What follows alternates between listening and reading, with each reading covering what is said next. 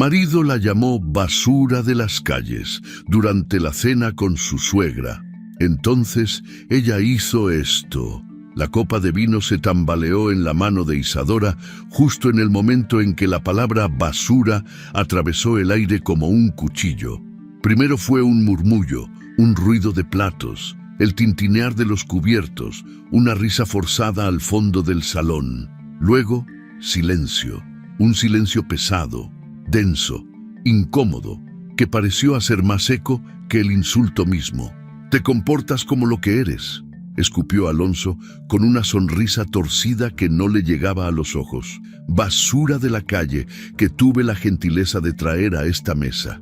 El mundo, para ella, se redujo a ese sonido. Basura. La palabra flotó sobre el mantel blanco del restaurante La Hacienda del Lago, entre los arreglos de rosas blancas y las velas encendidas, como una mancha invisible que nadie quería mirar, pero todos veían. Isadora no respondió. Sus labios se entreabrieron apenas, como si el aire le faltara. Podía escuchar el latido de su propio corazón en los oídos. Acelerado, rabioso, confundido. El mesero que se acercaba con una bandeja de entradas se congeló a medio paso. Un hombre de traje gris carraspeó, incómodo. La risa del grupo de la mesa vecina se apagó de golpe, como si alguien hubiera bajado el volumen de la escena. Doña Beatriz Rangel, con su collar de perlas perfectamente alineado y su leque bordado con las iniciales de la familia de la Vega descansando sobre el regazo, no hizo ni el menor gesto de sorpresa. Solo levantó ligeramente una ceja, satisfecha. Para ella, aquello no era un escándalo, era la confirmación pública de algo que llevaba años pensando en privado. «Alonso», susurró Isadora, apenas audible, más por costumbre que por intención real de defenderse. Sus ojos se encontraron con los de él. Había dureza, molestia y algo peor, desprecio. No era un arrebato, era una sentencia, y estaba siendo dictada frente a todos. En el extremo de la mesa, un tío lejano de Alonso fingió revisar su celular, incapaz de sostener la mirada en aquella escena. Una de las primas acomodó su servilleta tartamudeando una excusa para ir al baño. Nadie se levantó por ella. Nadie dijo, «Ya basta». Isadora sintió que la silla le quedaba demasiado pequeña, que el vestido beige que había elegido con tanto cuidado la apretaba en el pecho. Sus aretes de perla, los que habían sido de su madre, le pesaron en las orejas como si fueran piedras.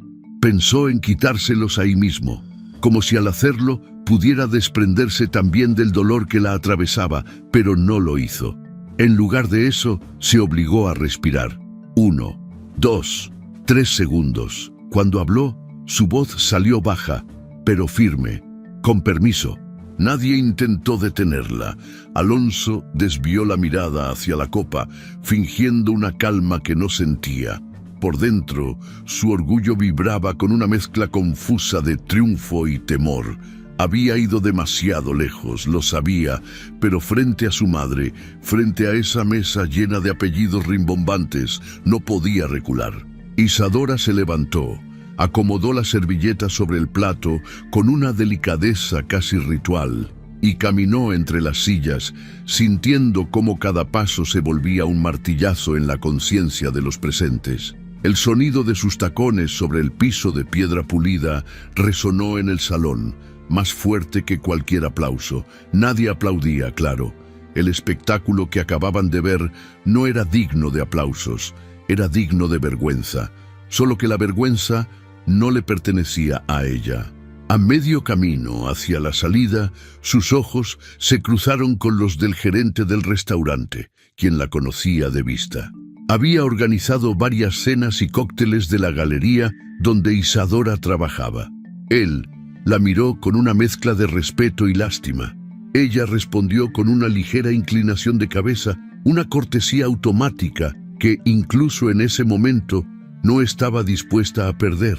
Cuando empujó la puerta de cristal, el murmullo del restaurante se cerró detrás de ella como si alguien hubiera apagado una película. Afuera, La noche de Querétaro la recibió con un aire frío y limpio. Las luces del estacionamiento dibujaban sombras largas en el pavimento. Isadora sentía que caminaba entre los restos invisibles de una vida que acababa de hacerse añicos. Lo que nadie en esa mesa había visto, lo que ninguno de ellos imaginaba, era que esa noche no comenzó ahí. Horas antes, el día había prometido ser uno más entre tantos. Isadora despertó en la casa colonial de los de la Vega, ese lugar que la había impresionado la primera vez que lo vio. La fachada de cantera, los balcones de hierro forjado, el jardín interno con una fuente en medio, todo gritaba tradición, linaje, dinero viejo.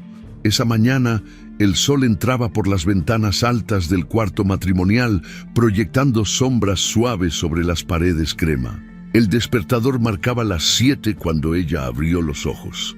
Alonso ya no estaba en la cama. Podía escucharlo hablar por teléfono desde el estudio, dando instrucciones con ese tono cortante que usaba con sus empleados. Para ella, con los años, había adoptado esa misma dureza, apenas disimulada. Isadora se quedó unos minutos mirando el techo, sintiendo un ligero peso en el pecho que se había vuelto habitual. No era tristeza abierta, era una especie de resignación silenciosa. La rutina se le había metido en la piel. Se levantó, caminó descalza hasta el tocador y se miró al espejo. Tenía ojeras suaves, pero el rostro seguía conservando la delicadeza de siempre. Se colocó los aretes de perla que habían sido de su madre, como hacía todos los días. Eran su ancla, su recordatorio de que había tenido otra vida antes de convertirse en la esposa de Alonso. Mientras se ponía una bata ligera, recordó que esa noche sería la cena especial con doña Beatriz. No era un cumpleaños ni un aniversario. Era algo más sutil, una cena de compromiso, con ciertos socios y parientes, de esas en las que la reputación valía más que la comida. Lo sabía porque lo había escuchado de boca del propio Alonso la noche anterior. «Mañana no puedes llegar tarde», le había dicho él sin mirarla, mientras revisaba unos documentos. «Mi mamá quiere que todo sea impecable, nada de tus opiniones raras sobre el arte y la sociedad en la mesa». Sí, solo sonríe y ya. Isadora había sonreído, pero por dentro algo se encogió. Bajó a la cocina y encontró a la empleada terminando de preparar el café. Alonso entró unos segundos después, ya con el traje oscuro, la corbata perfectamente anudada y el reloj plateado brillando en la muñeca. «Buenos días», saludó ella con ese tono suave que intentaba mantener, incluso cuando entre los dos el hielo era evidente. «Ajá», respondió él, revisando su celular. Se sirvió café, le dio un sorbo y, solo entonces, le dedicó una mirada más larga. En esa mirada había evaluación, no cariño, como si estuviera valorando una pieza de decoración que ya no combinaba del todo con la casa.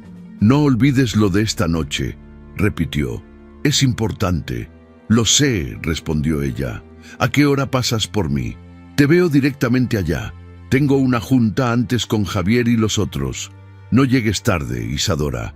Mi mamá odia esperar». La frase era más una orden que un comentario. Cuando él salió, el eco de la puerta cerrándose resonó en el pecho de ella más que en la casa. El resto del día, Isadora lo pasó en la galería Horizonte 7, revisando montajes, corrigiendo iluminación, orientando a un artista joven que se quejaba de cómo colgaban su obra. Ese mundo sí la escuchaba, ahí su voz tenía peso. En ese espacio blanco, con paredes llenas de cuadros, instalaciones y fotografías, su opinión era buscada, respetada, admirada. La directora de la galería la saludó con calidez. «Te ves cansada, Isadora», comentó. «¿Todo bien en casa?» Ella sonrió con ese reflejo automático que había perfeccionado. «Todo normal». La palabra «normal» en su boca sonó hueca, pero nadie la cuestionó. En el fondo, todos intuían que casarse con un de la Vega no debía ser precisamente sencillo, pero en su círculo nadie preguntaba demasiado. La vida privada de los ricos era como un cuadro costoso. Se miraba, se comentaba desde fuera, pero no se tocaba. Más tarde, mientras ajustaba el enfoque de una lámpara sobre una escultura, recibió un mensaje en su celular. Era de un número que ya conocía bien, aunque casi nunca escribía: Samuel Ortega. Me dijeron que hoy tienes cena con la realeza de Querétaro, decía el mensaje, acompañado de un emoji de corona que en la mente de Samuel no era burla, sino una forma de hacer más ligera la situación. Isadora no pudo evitar una pequeña risa.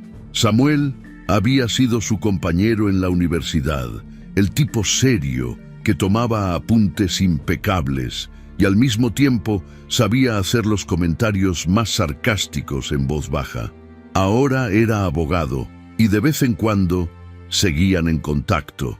Si no contesto después de las 10, manda ayuda, respondió ella.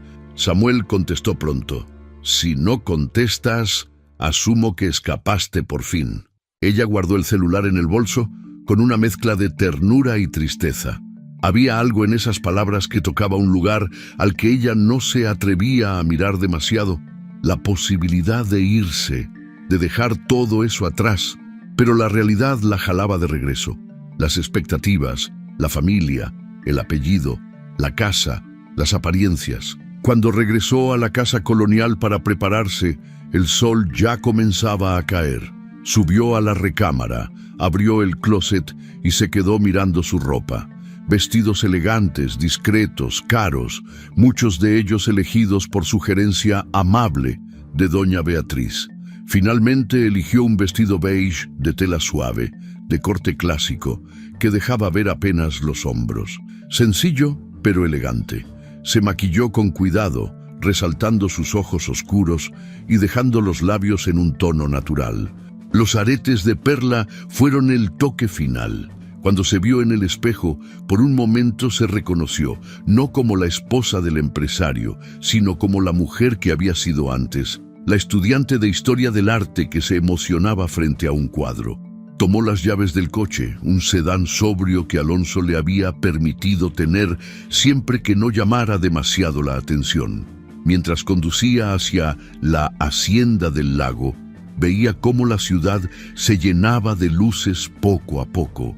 Querétaro siempre le había parecido hermosa de noche, con sus plazas, sus iglesias, sus calles empedradas en el centro.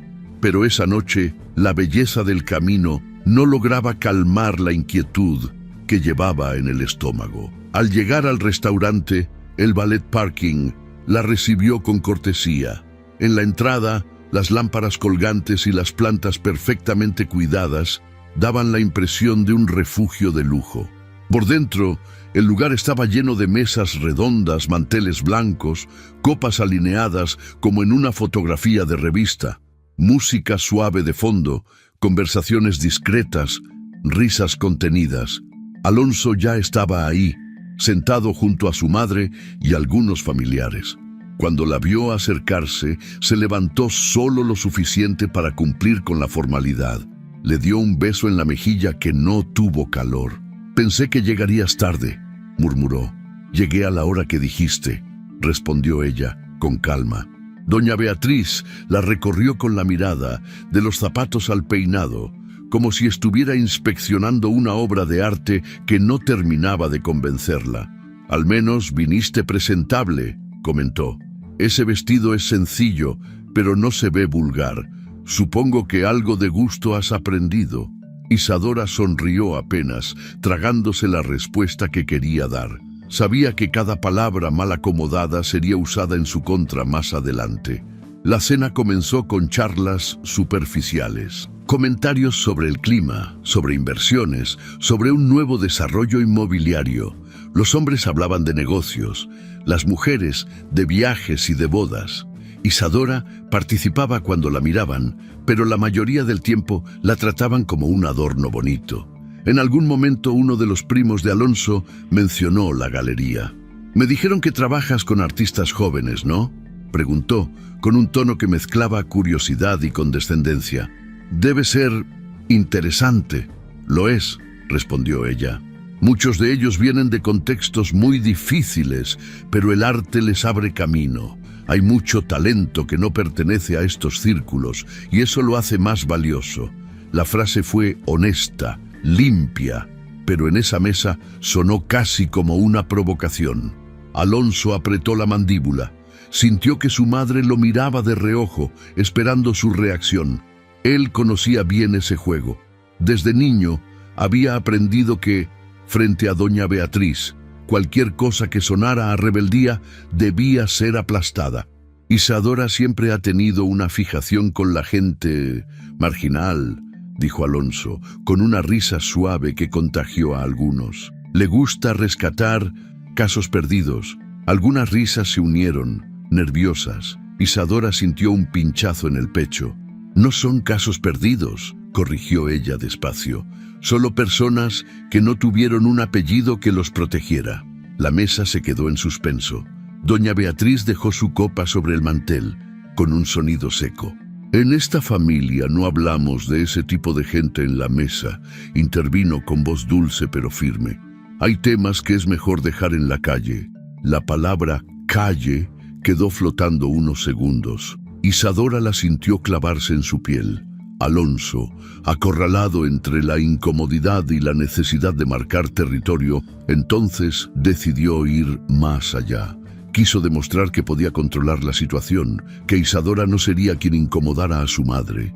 Y fue ahí cuando, después de un comentario más, soltó la frase que cambiaría todo. «Te comportas como lo que eres», repitió él, con esa sonrisa breve. «Basura de la calle que tuve la gentileza de traer a esta mesa». Y el presente alcanzó al pasado.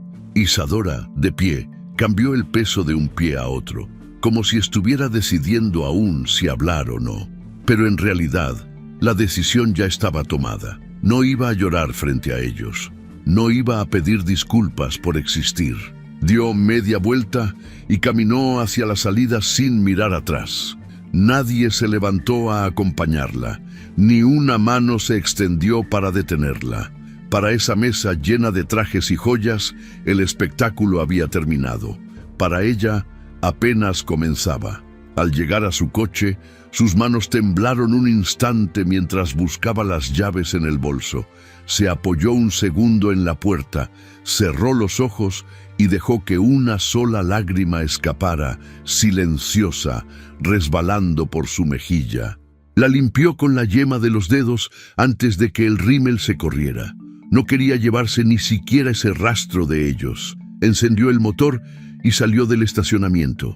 La ciudad se extendía frente a ella, iluminada, viva, ajena a su dolor.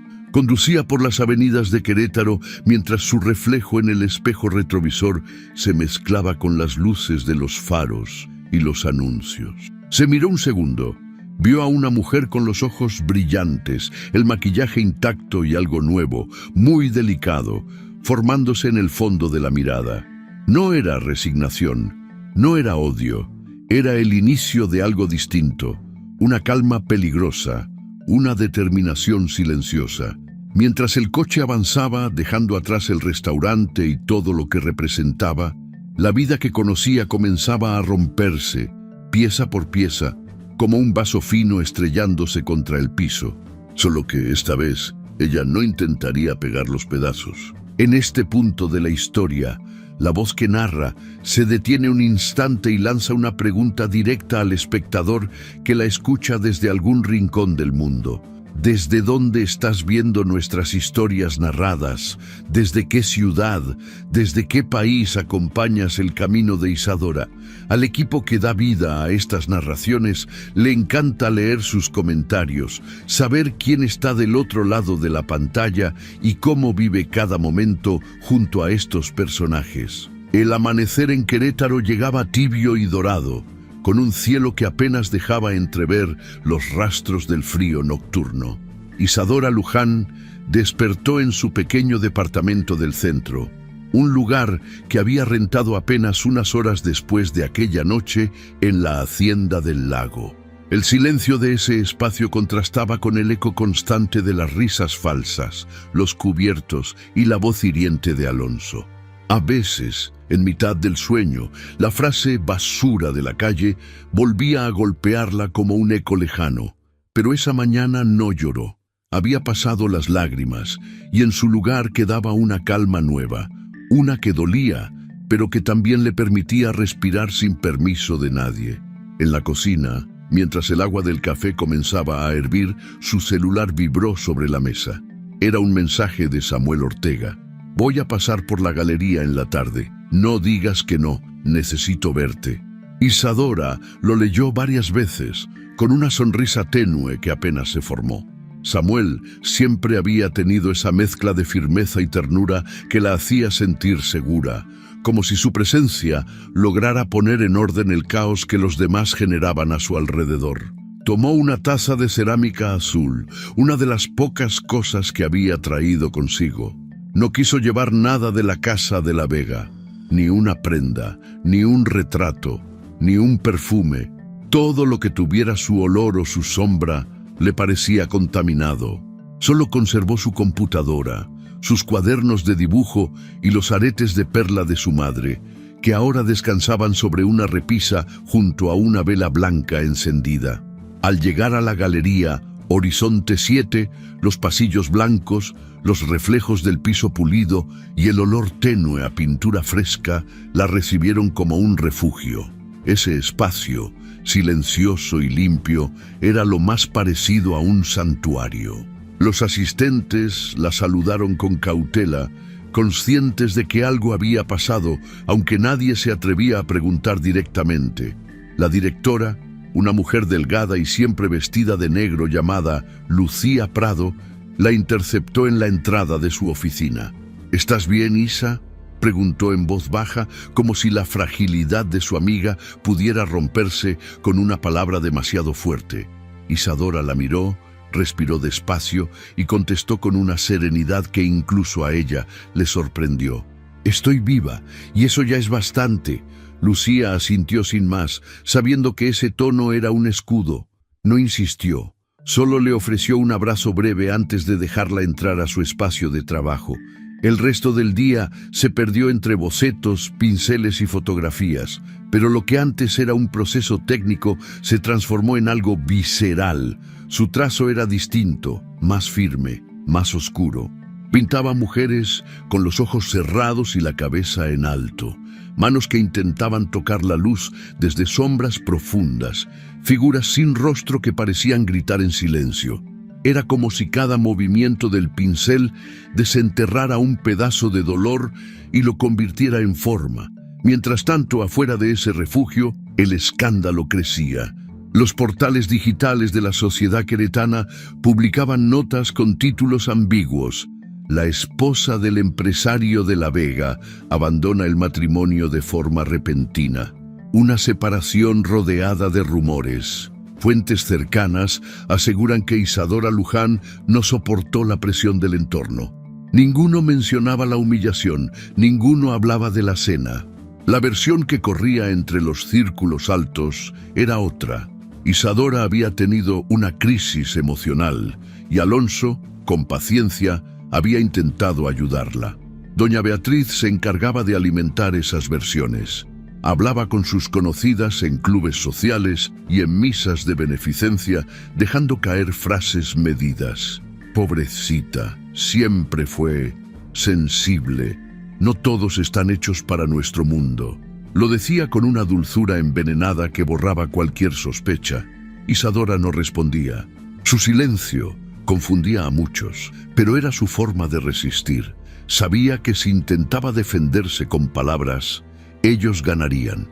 En cambio, decidió dejar que su trabajo hablara.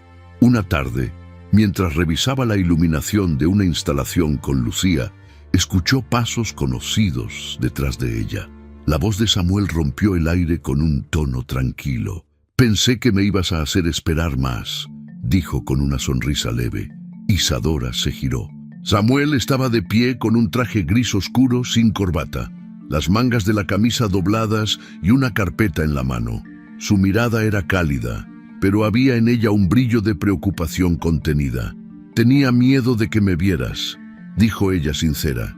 Miedo de que te viera fuerte, contestó él, porque eso es lo que estás siendo. Caminaron juntos entre las salas vacías, iluminadas solo por las luces dirigidas hacia las obras. Él observó los cuadros, las esculturas, las texturas. Cada pieza tenía algo de ella: la rabia controlada, la ternura escondida, la dignidad que se negaba a morir. «Esto no es solo arte, Isa», murmuró él. «Es una declaración. No fue intencional. Solo necesitaba respirar». Samuel la miró de frente. «No necesitas explicar nada. Solo prométeme que no vas a volver a ese infierno». Isadora bajó la mirada. «No pienso volver, pero tampoco quiero quedarme estancada en esto. No quiero que mi nombre se recuerde solo por una vergüenza». Él sacó unos documentos de su carpeta. «Alonso pidió verte», dijo despacio. «Me llamó ayer. Quería negociar la separación. Según él, todo esto le está afectando comercialmente. No siente remordimiento, Isa, solo miedo». Ella soltó una risa seca. «Su reputación siempre valió más que cualquier persona». «¿Quieres que me encargue de él?», preguntó Samuel, en un tono más serio. Isadora negó con la cabeza. «No todavía. No con sus armas. No con su lenguaje. Él grita y destruye. Yo construiré algo más fuerte». Samuel entendió. Había conocido a muchas personas que reaccionaban con furia ante una traición, pero lo de Isadora era distinto. Su rabia se había transformado en una especie de fuego controlado, una energía que no buscaba venganza inmediata, sino permanencia. Pasaron los días y la ciudad comenzó a llenarse de susurros. En cafés, en exposiciones, en eventos sociales, el nombre de Isadora volvió a mencionarse, esta vez ligado a rumores sobre una exposición inédita. Los artistas más jóvenes la buscaban, querían saber qué estaba creando. Ella no decía nada, solo trabajaba en silencio, noche tras noche, hasta que las paredes de la galería comenzaron a llenarse de figuras femeninas que parecían respirar. Una noche, al cerrar, Isadora se quedó sola frente a una de sus pinturas. Era una figura femenina envuelta en un velo translúcido. No tenía rostro, pero el cuerpo irradiaba algo entre fragilidad y poder. Sobre el lienzo, una frase en tinta dorada: «Lo que callas también tiene voz». Mientras la observaba, recordó la última vez que había visto a Alonso, la cena, las risas, el insulto. Se dio cuenta de que, de algún modo, ese momento había dejado de dolerle. Ya no era una herida abierta, era una cicatriz que comenzaba a volverse símbolo. En paralelo, Alonso enfrentaba su propio derrumbe silencioso. Sus socios lo evitaban, la empresa perdía contratos menores y algunos clientes comentaban con cuidado que la imagen familiar no ayudaba. En su casa, doña Beatriz intentaba mantener la compostura. Sin embargo, cada mañana leía las columnas de opinión y sentía que algo escapaba de su control. No podían destruir a Isadora sin mancharse más ellos mismos. Una tarde, Alonso llamó a Isadora desde un número desconocido. Ella contestó por impulso. «Isadora», dijo él con una voz que fingía calma, «tenemos que hablar. No tenemos nada que decirnos. No quiero pelear, solo quiero aclarar las cosas. Lo que pasó fue un malentendido». Isadora permaneció en silencio. Al otro lado de la línea, Alonso interpretó el silencio como duda. «Tú sabes cómo es mi mamá». Se puso tensa, todos estaban mirando, y yo, perdí el control.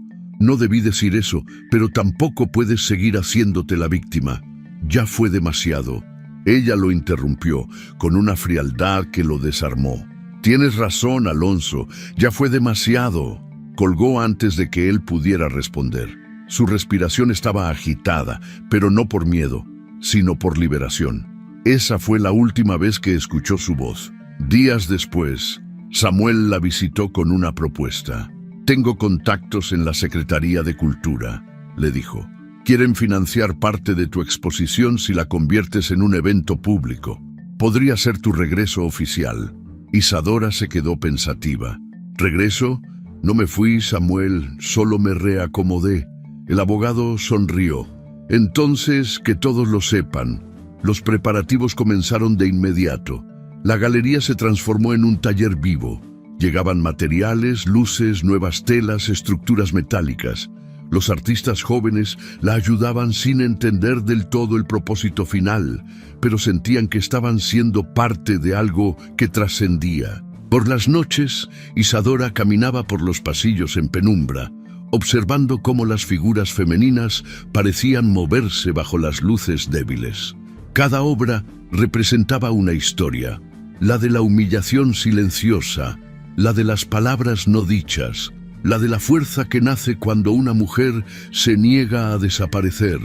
Una madrugada, mientras pintaba, Samuel regresó con café y la encontró concentrada, los dedos manchados de pintura, el cabello recogido de forma descuidada. «¿No duermes nada?», preguntó él dejando el vaso a un lado. «Dormir me haría olvidar cómo duele esto, y no quiero olvidarlo aún. Quiero convertirlo en algo útil». «Ya lo estás haciendo», contestó él. «Solo prométeme que cuando esto acabe, vas a descansar». Isadora levantó la vista. «Cuando esto acabe, voy a renacer». La exposición comenzó a tomar forma, con un nombre que ella eligió en silencio. El poder del silencio. Nadie lo discutió. Parecía perfecto. El día antes de la inauguración, un periódico publicó una columna titulada «La esposa del escándalo regresa convertida en artista del año». Doña Beatriz leyó el titular con los labios apretados y rompió el periódico en pedazos. Alonso, en cambio, lo leyó 3 veces, con un gesto que mezclaba rabia e incredulidad. La mujer a la que había tratado como una vergüenza se estaba convirtiendo en símbolo. Esa noche, Isadora se quedó sola en la galería.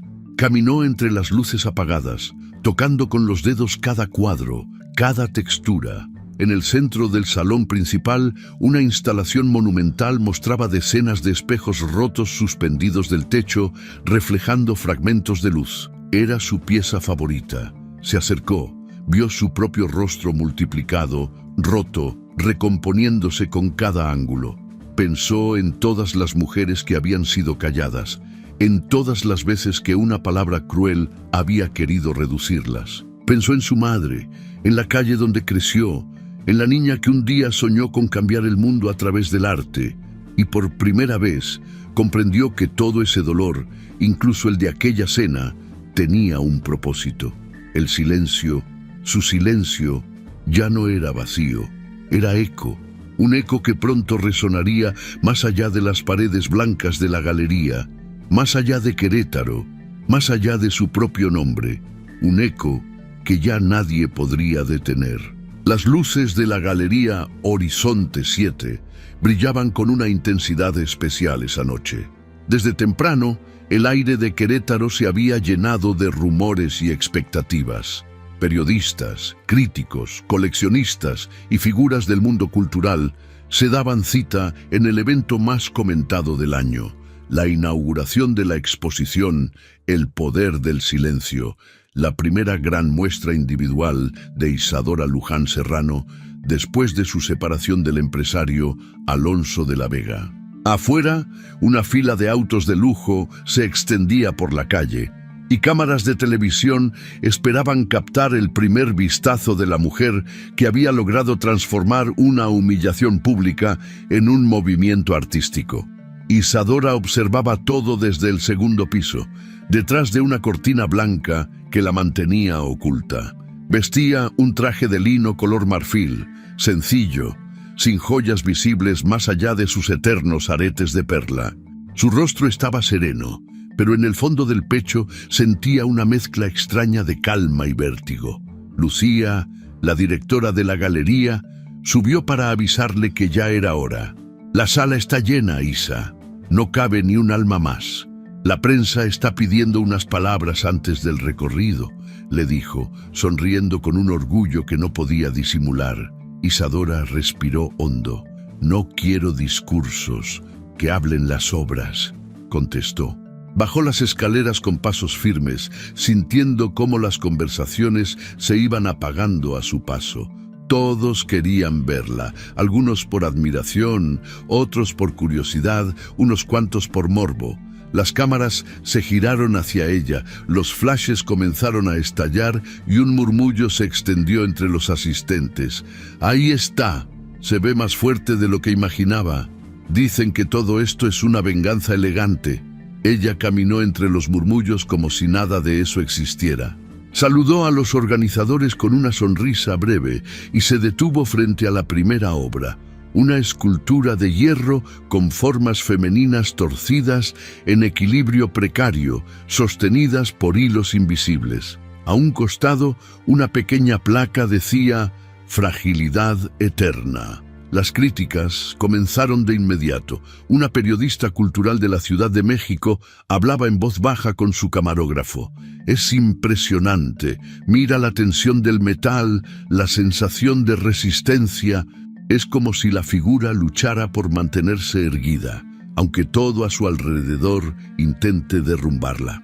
Samuel Ortega la observaba desde una esquina, vestido con un traje oscuro. Había llegado temprano, discretamente, y prefería mantener distancia. No era su noche, era la de ella, pero aún así no podía evitar admirarla. Había en Isadora una serenidad que pocas veces había visto en alguien que había pasado por tanto. En medio del público, dos figuras vestidas de negro observaban la escena sin atreverse a acercarse demasiado. Doña Beatriz Rangel y su hijo, Alonso de la Vega, habían llegado de incógnito, cubiertos por la multitud y por el silencio. Ninguno de los dos quería admitirlo, pero la curiosidad los había vencido.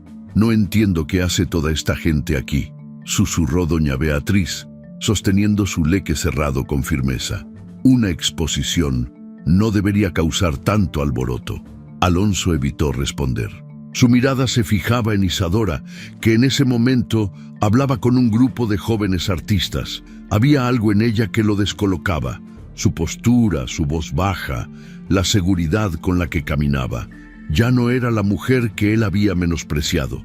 Esa noche, sin decirlo, reconocía que había perdido el control sobre algo que antes creía suyo. Las obras se desplegaban a lo largo de 4 salas, cada una representando una etapa emocional distinta: el dolor, el silencio, la resistencia y la luz. En una de las paredes principales, un lienzo de 3 metros mostraba una figura femenina sentada en una mesa elegante, rodeada de sombras que la señalaban. En la pintura, las sombras no tenían rostro, pero una de ellas sostenía un reloj plateado, otro un leque bordado con iniciales doradas. El público murmuró, comprendiendo sin que nadie lo explicara. «¿Viste eso?», dijo una mujer al oído de su acompañante. «Es el reloj del marido y el abanico de la suegra. Lo está contando todo». Doña Beatriz se tensó. «Esto es vulgar», murmuró aunque su voz tembló. «Una mujer decente no exhibe su vida así». «No es vulgar», replicó Alonso en voz baja sin poder quitar la vista del cuadro. «Es arte». Doña Beatriz lo miró con una mezcla de sorpresa y enojo. «¿Arte? ¿Así llamas ahora a la humillación? Esa mujer nos está usando para hacerse famosa». Pero Alonso no respondió. Había algo en esa pintura que lo inquietaba profundamente. No era solo el parecido simbólico, sino la sensación de que Isadora lo había desnudado sin mostrarlo explícitamente. Era como si cada trazo llevara una parte de su arrogancia, como si cada color revelara la hipocresía que había tratado de esconder toda su vida. El recorrido continuó y la prensa documentaba cada instante. Los críticos más influyentes tomaban notas rápidas, los flashes iluminaban los rostros atentos del público. En la tercera sala, una instalación con decenas de espejos fragmentados reflejaba el rostro de los asistentes desde distintos ángulos, distorsionándolos. En el centro, una grabación repetía una frase susurrada: «Lo que callas también habla». Una mujer mayor se acercó a Samuel con lágrimas en los ojos. «Nunca había sentido algo así en una exposición», dijo, temblando un poco. «Es como si esta obra me hablara a mí». Samuel asintió. «A todos nos habla, señora, de distintas formas, pero nos habla». Mientras tanto, Isadora caminaba en silencio, agradeciendo a los invitados, respondiendo preguntas con calma. La ovación comenzó cuando entró a la última sala.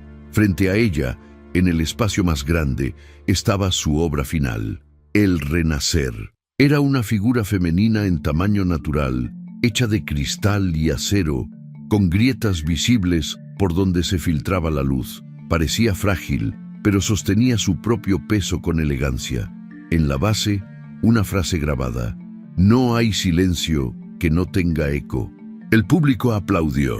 Algunos se levantaron para ovacionarla, otros lloraban abiertamente. La crítica, emocionada, comenzó a escribir titulares en sus dispositivos. Isadora Luján redefine el dolor femenino en arte contemporáneo. El poder del silencio, la exposición que marcó una época. En un rincón, Alonso observaba la escena con un nudo en la garganta. No era solo culpa lo que sentía, era algo más complejo, una mezcla de admiración y derrota. Verla triunfar sin necesidad de gritar, sin destruirlo públicamente, le dolía más que cualquier venganza explícita. Cuando la multitud comenzó a dispersarse hacia el área de cóctel, él se acercó. Caminó entre los invitados con una copa en la mano, fingiendo seguridad. Samuel lo vio venir desde lejos y se mantuvo alerta, pero decidió no intervenir. Isadora lo notó apenas unos segundos antes de que él hablara. «Isadora», dijo Alonso con voz baja, casi temblorosa, «tenía que verte». Ella lo miró sin sorpresa. «Ya me estás viendo. Lo que hiciste aquí es impresionante. No imaginé que podrías sobrevivir sin ti», interrumpió ella con una serenidad que desarmó cualquier intento de manipulación. «No lo imaginaste». Alonso apretó la mandíbula, intentando encontrar las palabras. «Yo cometí errores. Sé que lo que dije aquella noche fue imperdonable, pero la gente puede cambiar». Isadora bajó la mirada por un segundo, no por duda, sino por compasión. «No, Alonso, la gente no cambia, solo se revela. Y tú ya te rebelaste. Podríamos hablar, al menos, resolver las cosas civilizadamente». Ella lo miró de frente. «No hay nada que resolver. Ya lo hice yo, sola». El silencio entre ambos se volvió pesado. Las cámaras seguían a unos metros. Los asistentes aún los observaban, fingiendo indiferencia. Alonso trató de acercarse un paso más, pero ella levantó la mano. «No te atrevas a convertirme en parte de tu historia otra vez. Ya tengo la mía», dijo, con voz firme. Se dio la vuelta y caminó hacia Samuel, que la esperaba con una sonrisa tranquila. Alonso se quedó inmóvil, sintiendo cómo todo su poder se desmoronaba sin que ella tuviera que levantar la voz. Doña Beatriz lo alcanzó poco después, furiosa. «¿Estás satisfecho?», le susurró casi sin aliento. «Nos ha expuesto frente a toda Querétaro». «No, madre», respondió él con un tono que ella no reconoció. «Se ha expuesto ella misma y ganó». En el área de prensa, los flashes continuaban. Isadora posó junto a Lucía y Samuel mientras los periodistas le hacían preguntas. «¿Qué significa para usted el poder del silencio?», preguntó una reportera joven. Isadora pensó unos segundos antes de responder. «Significa que incluso cuando te quitan la voz, todavía puedes hablar. Solo hay que encontrar otro lenguaje». El público volvió a aplaudir. Afuera, la noche era luminosa y la ciudad parecía respirar a través de ese evento que ya se convertía en noticia nacional. Más tarde, cuando todos se fueron, Isadora regresó sola al interior de la galería. Las luces aún iluminaban las obras y el eco de los aplausos flotaba en el aire. Caminó despacio entre las esculturas, tocando suavemente las superficies frías. Se detuvo frente a El Renacer y se vio reflejada en el cristal agrietado. La luz que pasaba a través de las fisuras la envolvía en destellos dorados.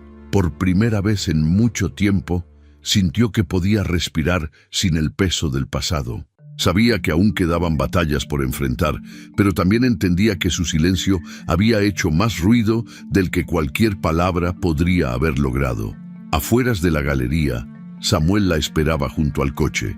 «¿Lista para irte?», preguntó. «Sí», dijo ella mirando una última vez el edificio. Hoy ya hablé suficiente. Mientras el auto se alejaba, los anuncios luminosos del centro reflejaban su rostro en la ventana.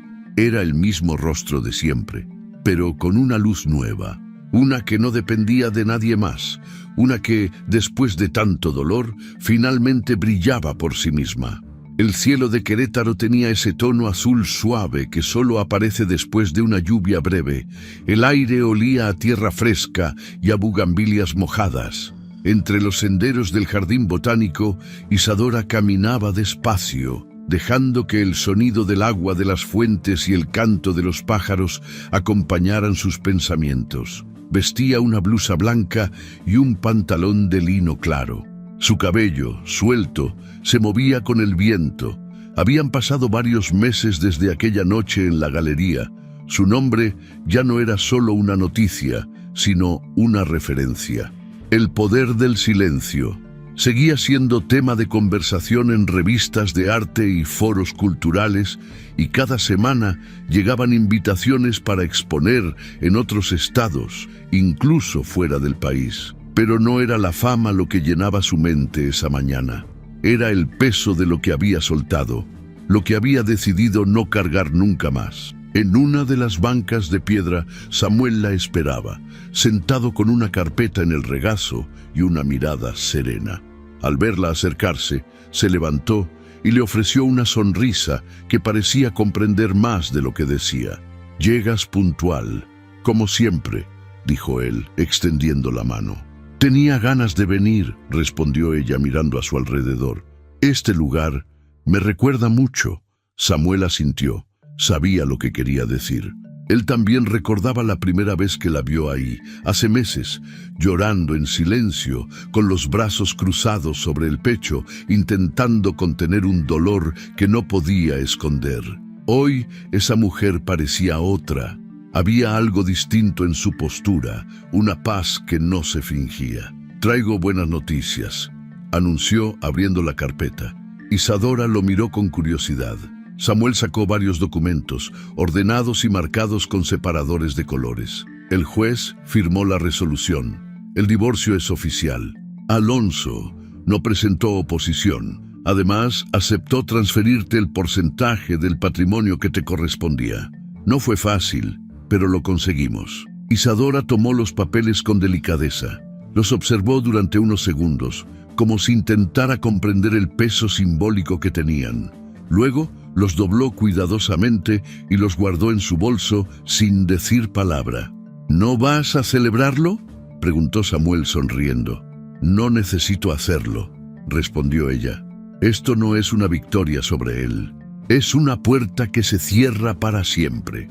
El silencio que siguió fue cálido. El viento movía las hojas de los árboles y un grupo de estudiantes pasaba por el camino de grava, riendo, ajenos al momento.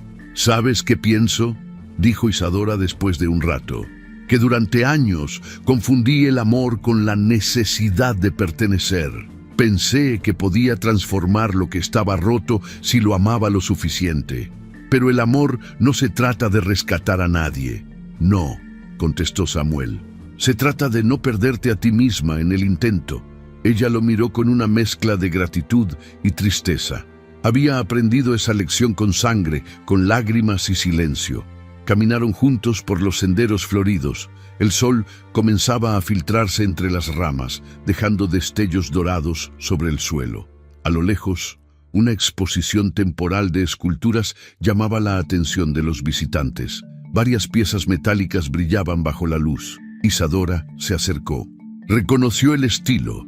Era una muestra internacional itinerante que viajaba por distintas ciudades, y una de las organizadoras la había invitado hacía poco a participar en la edición europea. Samuel la observó mientras ella contemplaba las esculturas. «¿Ya decidiste si vas a aceptar la invitación a Europa?», preguntó él.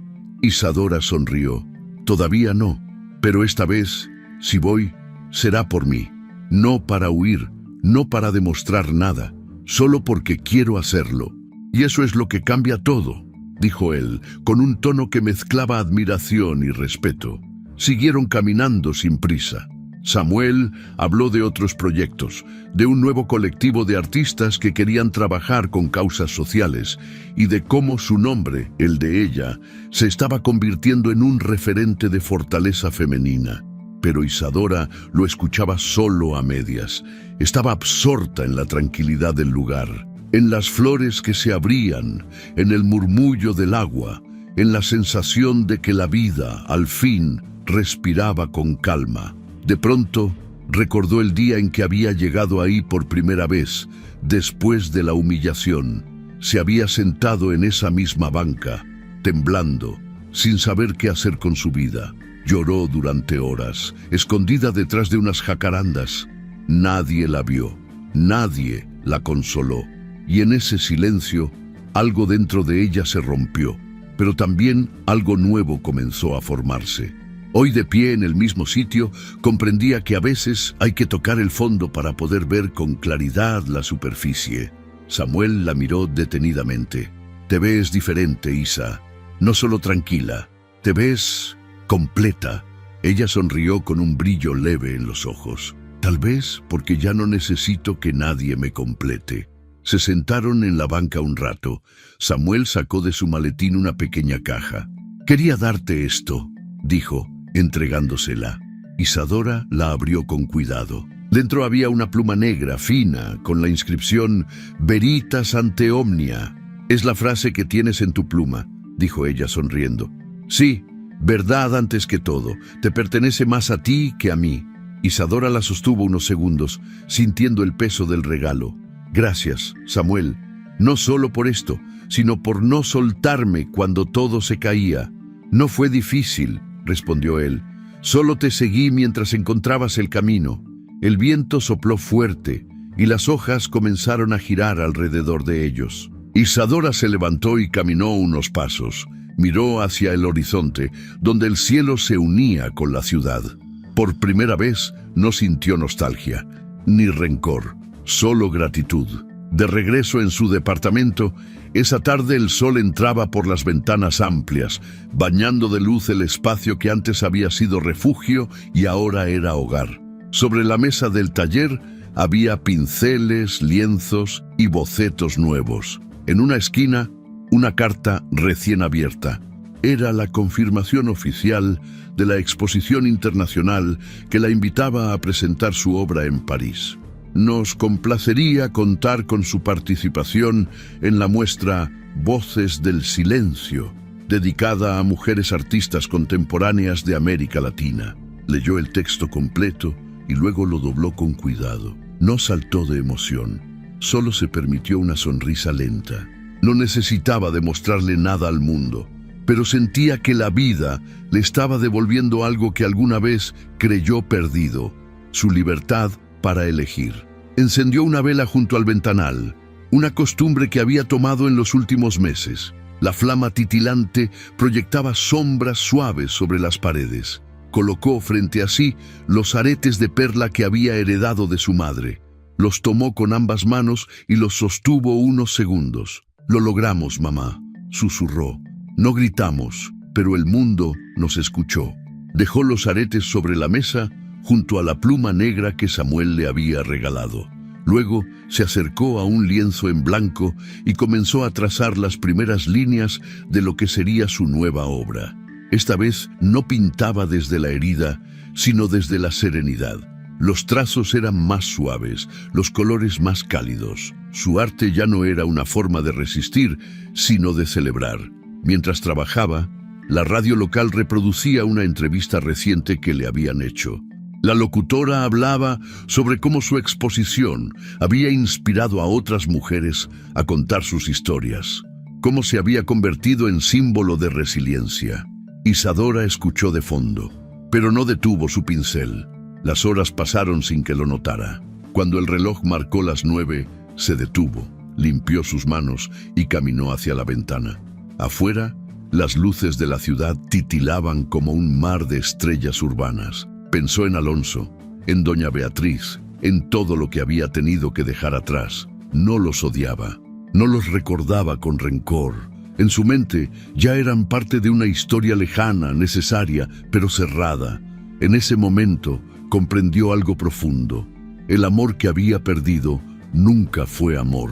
Fue una jaula envuelta en promesas. Había amado una idea, no a una persona, y esa idea se había roto la noche en que decidió no quedarse callada más. De pronto, el celular vibró sobre la mesa. Era un mensaje de Samuel. No olvides firmar los papeles que te dejé, y no trabajes hasta tan tarde. Isadora sonrió y respondió, no prometo nada. Apagó la luz principal y dejó que la vela iluminara la habitación. El reflejo del fuego bailaba sobre los lienzos, creando figuras que parecían respirar. Se sentó frente a su nueva pintura, observando cómo el color comenzaba a cobrar vida. Había algo hipnótico en la forma en que la luz tocaba el lienzo. En ese instante sintió una paz que no recordaba haber experimentado nunca. Era un silencio distinto al de antes. No era vacío, ni represión, ni miedo. Era un silencio lleno, completo, el sonido suave de alguien que ya no necesita defenderse. Pensó en todas las mujeres que habían pasado por algo parecido, que habían sido calladas, juzgadas, humilladas y que aún así seguían caminando. Su historia no era solo suya, era la de muchas. Cerró los ojos y dejó que ese pensamiento la envolviera. La flama de la vela tembló, proyectando sombras danzantes sobre las paredes. Abrió los ojos y sonrió. No había ruido, no había voces ajenas, no había fantasmas. Solo ella, su arte, su luz. El silencio que antes había sido dolor, ahora era paz. Y en esa paz, Isadora Luján Serrano encontró su renacimiento, porque su victoria no fue gritar, ni destruir, ni vengarse. Su verdadera victoria fue haber resistido con dignidad, haber sobrevivido sin perderse y haber convertido el silencio en su lenguaje más poderoso. En la mesa, los aretes de perla brillaban bajo la luz de la vela, como si el pasado y el presente se miraran a los ojos y al fin hicieran las paces. Afuera, la noche respiraba tranquila, y en algún rincón de la ciudad, el eco de su silencio seguía resonando, suave y eterno, como una promesa cumplida. La historia de Isadora Luján nos recuerda que el silencio no siempre es rendición.